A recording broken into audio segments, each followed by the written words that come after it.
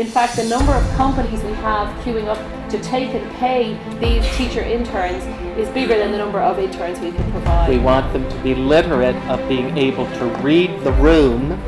So I'm going to tell you a story about science, technology, health, and education. There's a concern around the world about how is it that we help young people develop in ways. 第一个是国际化，第二个是数字化，第三个是大学科。当然。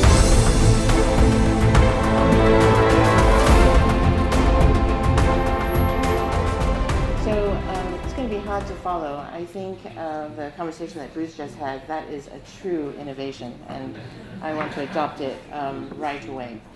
So the Faculty of Education at the University of Hong Kong is engaged in a whole lot of things, and I have to say this assignment was extremely stressful because it was hard to sort of identify one thing to talk about in 5 minutes. So I thought I would follow in the I've discovered some of my colleagues to focus on sort of a health issue. So I'm going to tell you a story about science, technology, health, and education coming together to improve the quality of life. So let me just start with a simple question. Just raise your hand. How many people had breakfast this morning? Did you enjoy it? Yeah, it's good. The breaks have been really pleasant. Nice to have a sip of coffee or tea. Have a bite of really delicious cakes we've discovered. If you were able to enjoy these really simple daily and necessary pleasures, it is because your mouth and your tongue and your facial muscles and your neck muscles all work together seamlessly to allow you to swallow.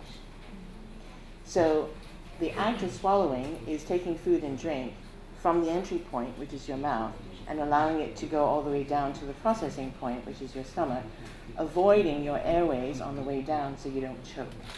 So when you think about sort of a naturally functioning body, it's really a very, very beautiful thing. Unfortunately, millions of people are not able to manage this automatic, simple function either regularly, smoothly, or without pain. Estimates are that between 16 and 23% of people around the world have swallowing disorders. And great. Yeah, I know it's a little difficult. They suffer from swallowing issues or dysphagia. The number is even higher among the elderly and those with particular illnesses, including mental illness. In Hong Kong, this is a growing problem. First of all, we have a rapidly aging population. We're probably one of the places where people are aging faster than any place else. Many of the elderly experiencing sort of early dysphagia either don't know that they have a serious problem yet, or they don't know that they can go for help, or they don't even know that help is available. Even if help is available, there's not enough of it to go around because we have a shortage of therapists, speech therapists in Hong Kong, particularly since you're talking about therapists working in at least 2 Chinese dialects, Cantonese and Putonghua.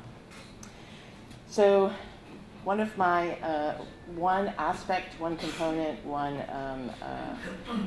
field of study in the Faculty of Education is speech and hearing therapy.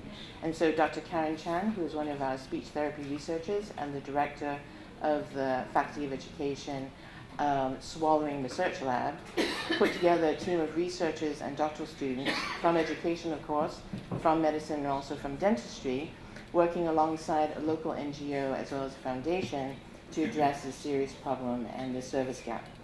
And their project is obviously very big, complex. It's been going on for years, and I only have a little bit of time, so I'm going to focus on a little innovation that they have, which is an app called the Keep Talking and Eating app.